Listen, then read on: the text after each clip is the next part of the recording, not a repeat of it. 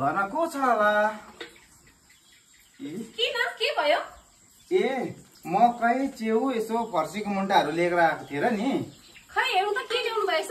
यहाँ हेर्नुहोस् न, ताजा ताजा सब्जीहरू छ कि। ए यो फर्सीको मुन्टा चाहिँ अन्त कसरी बिटा हो त? यो चाहिँ 30 रुपियाँ बिटा, अनि च्याउ खानु भयो भने यो 30 रुपियाँ पर्छ, अनि मकै चाहिँ 10 रुपियाँ गोटा।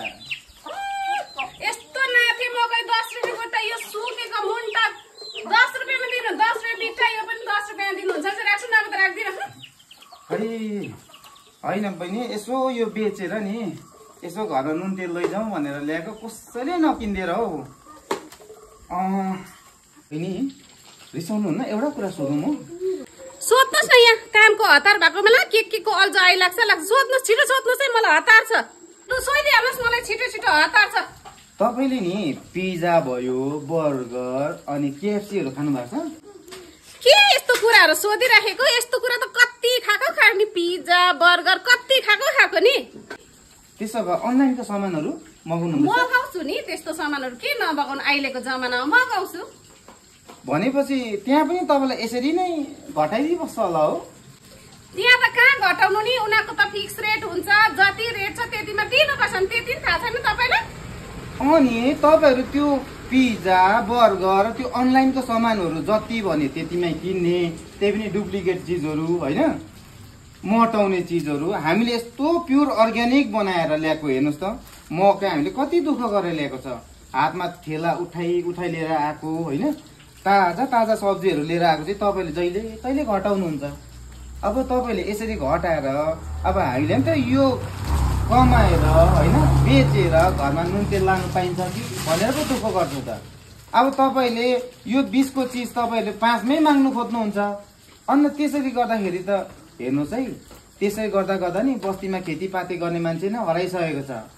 अब तपाईँले ताजा ताजा सब्जी चाहिँ खाने अनि पैसा चाहिँ नदिने गर्दाखेरि चाहिँ गाउँ बस्तीको मान्छेले दुःख गर्छ। अब ए दाजु सरी, हेर्नुहोस् मैले तपाईँको यो कुराले चाहिँ मेरो दिमागमा नि अलिकति यो कुराको चेतना खोल्यो। म त कति अलिकति स्वार्थी पो भएछु। यो गाउँ बस्तीमा तपाईँहरूले कति दुःख गरेर फलाउनुहुन्छ। हामीले त्यो अनलाइनको सामान अनि पिज्जा बर्गर नानीहरूले कत्रो ठुल्ठुलो प्राइसको रोज्छ, हामीले त्यो चाहिँ डेङ्की नसोचिकन दिन्छ। तर हेर्नु बस्तीमा हामी कस्तो अलिकति हाम्रो चेतनाशील खोलेको रहेनछ। तर तपाईँले आज मलाई कति राम्रो कुरा गर्नुभयो, मलाई पनि एकदमै खुसी लाग्यो।